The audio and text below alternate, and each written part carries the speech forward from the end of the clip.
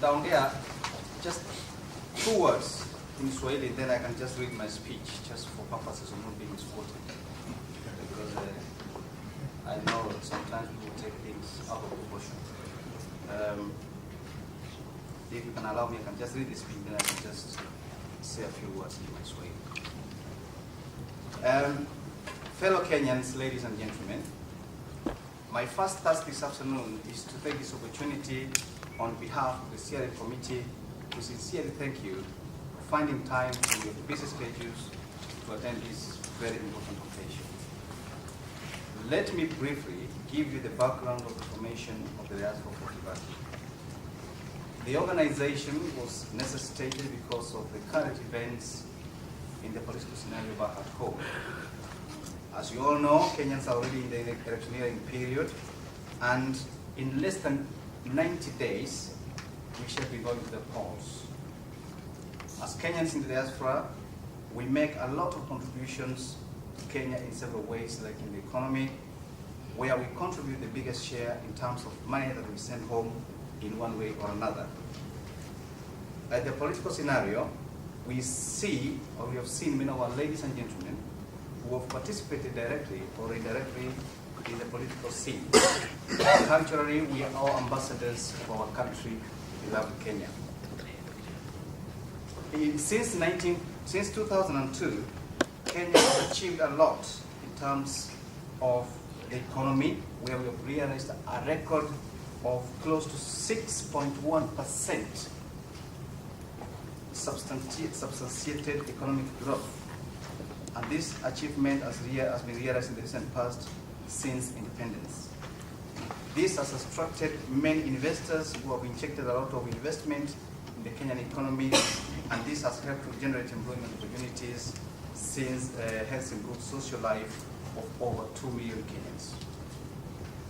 Other achievements we have achieved in the recent past include improved democratic space, improved provisions and sound public service management, greater accountability in the public service, and involvement of the citizenry in decision making.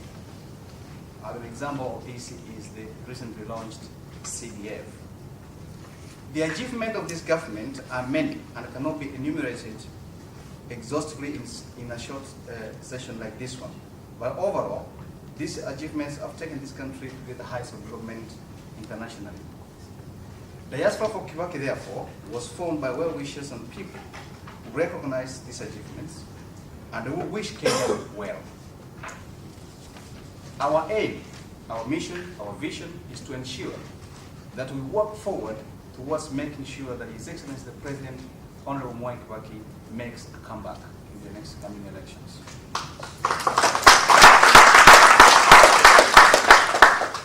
As a group, we shall ensure that the right information is passed on to the Kenyans on the ground through the media, electronic print, and through the general one-to-one discussions.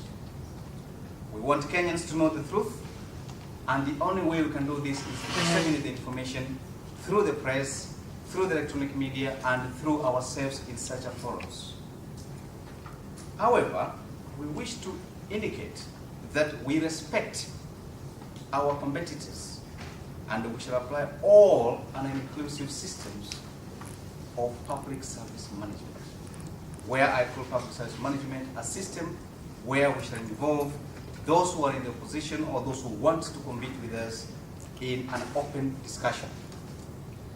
We shall also have a goodwill of welcoming those well-minded Kenyans who have misconceived certain ideas or certain ideologies from their cold leaders about the scenario back at home. Today, the launch of the D4K in the London, UK, is a sign of our determination, our commitment, and our willingness to assist in the venture of making sure that His Excellency the President makes a comeback. We shall have a door-to-door campaign. We shall have contributions. We shall have discussions, information dissemination. We shall have public meetings. and we shall participate directly on the ground in the political scenario back home. We believe in politics of the gospel through. As a diaspora, we appeal to all Kenyans in the diaspora and all over the world to shun politics of hatred at these election moments and approach the polls with sober minds. We shun those who have the intentions of disrupting the elections and using diminutive means of shaming, of shifting blame around the clock. At the end of it all, I wish to remind you that this team you've seen here is a committed team, a representative of the Kenyan nation, which is committed to the objectives of making sure that His Excellency the President gets a comeback. My message to you all is to make sure that you don't get lost in this wind. The wind of change is coming, but we want you to stand steady first and make sure that you get the right directions.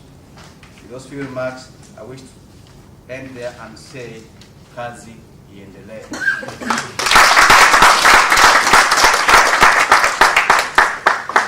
I just want to make 2-3 comments just out of this. We may not be able to make political comments too much into it because we are just launching.